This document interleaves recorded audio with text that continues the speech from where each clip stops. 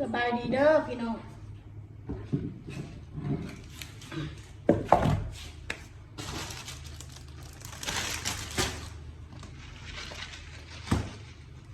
เบ้าแล้วก็ซี่แจงแบบนี้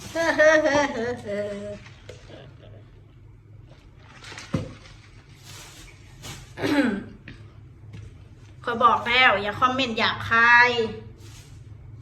ขอโทษหลายๆเด้อขอโทษซะขอโทษขอโทษที่บ่สุภาพเนาะที่เว้าคลิปแบบหยาบคาย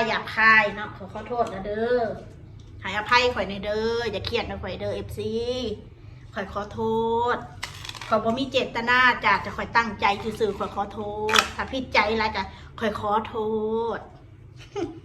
เด้อข่อยบ่ได้ประชดได้นี่ข่อยขอโทษอีหลีข่อยผิดไปแล้วข่อยสำนึกผิดแล้วจ้าข่อยขอโทษสิ่งที่ข่อยเว้าบ่ม่วนสิ่งที่ข่อยเว้าหยาบคายขอโทษหลายๆเนาะ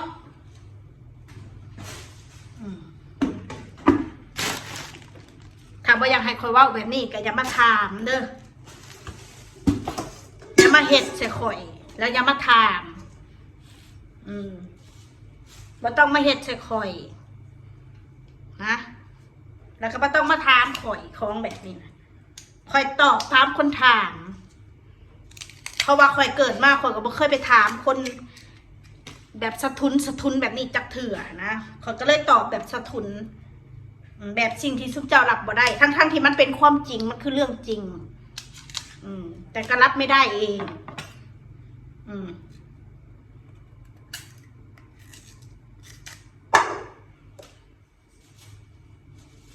เอาว่าต่อหน้าลูกแมนยูต่อหน้าน้องมะนาวมันกับบทสุภาพเนาะแมนยูดอกแต่ซุปเจ้าน้องมะนาวบ่รู้เรื่องบ่แมนติเด็กไม่รู้เรื่องแล้วเขาจะรู้ได้ยังไงแต่ซุปเจ้าว่าเองนะเด็กไม่รู้เรื่องเด็กปัญญาอ่อนเด็กในเมื่อเด็กมันเด็กมันปัญญาอ่อนมันจะรู้เรื่องได้ยังไงถ้าพูดเรื่องหยาบคาย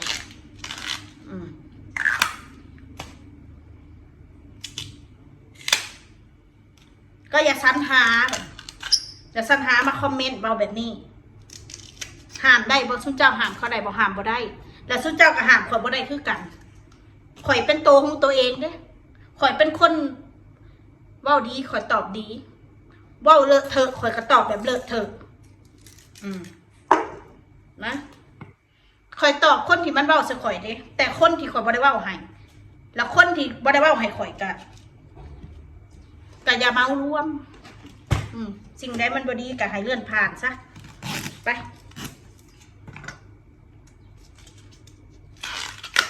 FC บ่แม่นว่าข่อยบ่ให้เกียรติ FC ได้แต่คนเบิ่งข่อยมันบ่ให้เกียรติข่อยคือกันมันมาดูถูกดูหมิ่นข่อยเนาะเป็นตะหมิ่นเนาะเป็นตะอับเนาะเป็นตะอับชื่นเนาะเป็นตะหมิ่นเป็นตะคาวนู่นนี่นั่นมันเหม็นอยู่แล้วของแบบนี้มันบ่หอมดอกถ้าบ่ดูแลนะของต่ำๆเหม็นเบิดบ่ว่าของผู้หญิงบ่ว่าของผู้ชายไปเบิ่งเด้อถ้าสุเจ้าหลับบ่ได้ไปเบิ่งช่องนี่ก็เจ้าว่าเรื่องเซ็กเด้อยอดวิวเป็นล้านมีเบิดแบบใดท่าใดแบบใดนู่นนี่นั่นของนี่มันต้องเรียนรู้การที่เขาเรียนหนังสือเขาก็ต้องเรียนรู้คือกันครูบาอาจารย์เขาก็ต้องสอนคือกันของแบบนี้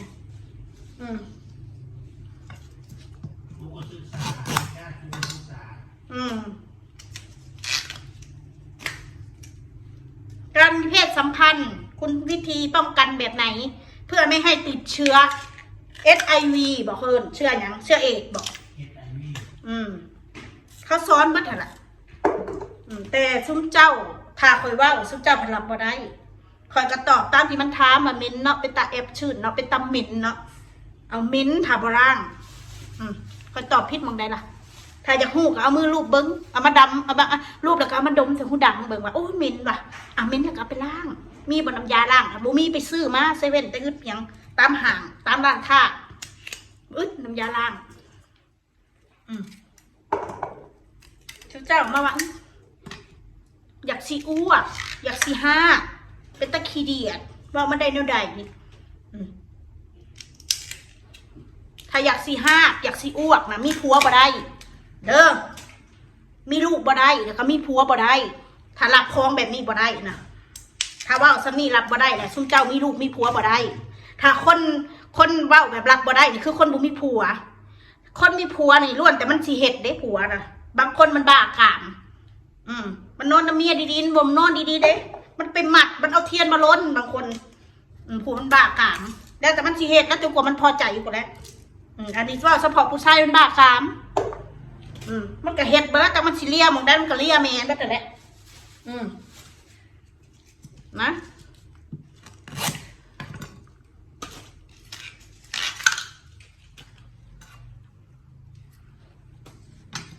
คอยว่าแล้วถ้าคอยว่าเป็นอันพิษชุมเจ้าแต่คนอื่นว่าค่ะ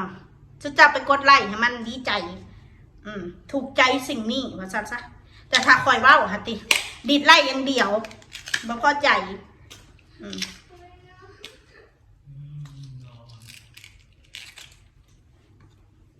จริงๆเราขอแห้งบริอยากว่าวหรอกของแบบในคลองต่ำๆเม้นๆข้าวๆผมบ่อยากว่าวเลยว่าซะ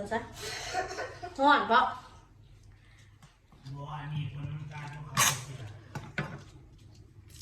มาหน้าห้อนนี่อาบน้ำบ่เดี๋ยวแม่อาบน้ำแม่ปอกน้ำแม่ก่อนเพราะฉะนั้นแกจะถามมาสนาถ้ามีคำถามมันก็ต้องมีคำตอบมีการดูถูกมันก็ต้องมีตอบกลับถามแบบดูถูกก็ตอบกลับแบบเลิกเทอะแบบนั้นแหละ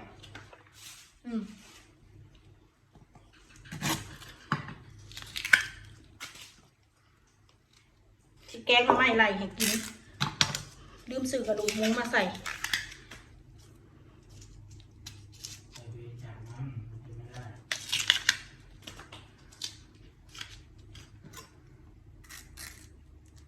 คนที่บดีนะคือคนคอมเมนต์นะบ่เป็นคนตอบบดีคนตอบมาตอบเรื่องจริงไอคนคอมเมนต์น่ะมันเม้นแบบไม่ดีมันเม้นแบบดูถูกเขาน่ะเป้าเปียกจังสั้นเป้าเปียกจังไส้การเข่าห้องน้ำการเหี่ยวการขี่นะสิบอกว่าไงเด้อมึงไปเหี่ยวมึงก็ต้องลากบ่หอยมึงนะหรือว่ามึงเหี่ยวแล้วมึงซุบส่งเขาไปคือเก่าถ้ามีการล้างเข้าห้องน้ำล้างหอยสาดน้ำใส่ล่างใส่มันก็ต้องเปียกมันก็ต้องธรรมดา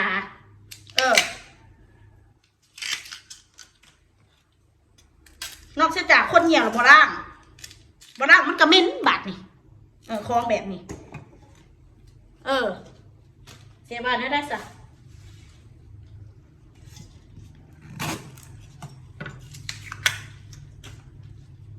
อย่ามาถามแบบนี้ถ้าว่าอยากให้ตอบโซโคกแบบนี้แบบว่าต้องมาถาม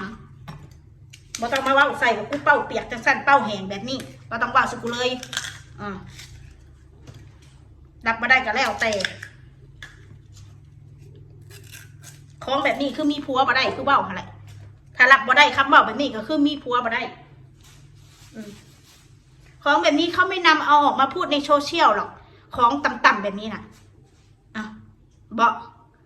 เขาบอกน้ำแต่เขาอันของแบบนี้เขาก็บอกมาหาคอมเมนต์เสียมารยาทแบบนี้หรอกต้องเขาพูดตามเวลาข่อยนะมันรุ่นใหญ่เลยได้มันบ่แม่นรุ่น17-18เลยมันรุ่นจะเข้า40แหละรุ่นกลางคนแหละว่าสั้นซะมันบ่แม่นพ่อสิมาเว้าเรื่องแบบนี้นะมันสิมาอายบ่แม่นได้บ่แม่นเรื่องน่าอายมันคือเรื่องจริงสิบอกไว้ให้เขาเรียกรุ่นกลางคน30 กว่าปี40 ปีล่ะบ่แม่นอายุน้อยๆบะคือการนั้นพวกที่มาแนะนำไม่ค่อยเลี้ยงลูกแบบนั้นเลี้ยงลูกแบบนี้นะมันไม่สมควรแนะนำเพราะว่ากูบ่แม่นเด็กน้อยมีลูกอายุ16-17 ปีคือกูว่าอะไรกูมีลูกตอนอายุ30 ปีก็ซึ่งอายุมากแล้วบางคนอายุ30 ปีเนี่ยเขามีลูก2 ลูก 3แล้วกูกับบุหูคือกันกับบุญกูก็ได้แต่ผู้เดียวนั่นแหละถ้าจะมี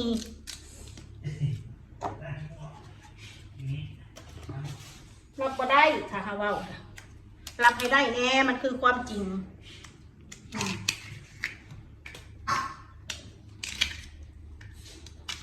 มันว่าเป็นแนวสิไปมันคล้องขี้เดียดตั้งสั้นขี้เดียดตั้งสี่พูดมาอยากจะอ้วกไอ้คนเว้าแบบอยากจะอ้วกกูยันจกดมอยู่ทำเป็นมาโลกสวยคอมเมนต์ว่าจะฟ้องอันรับมาได้นะ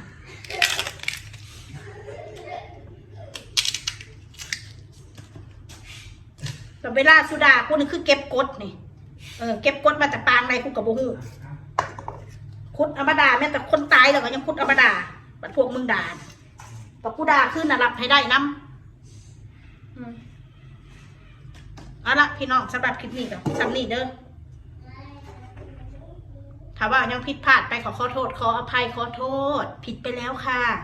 ขอโทษนะคะ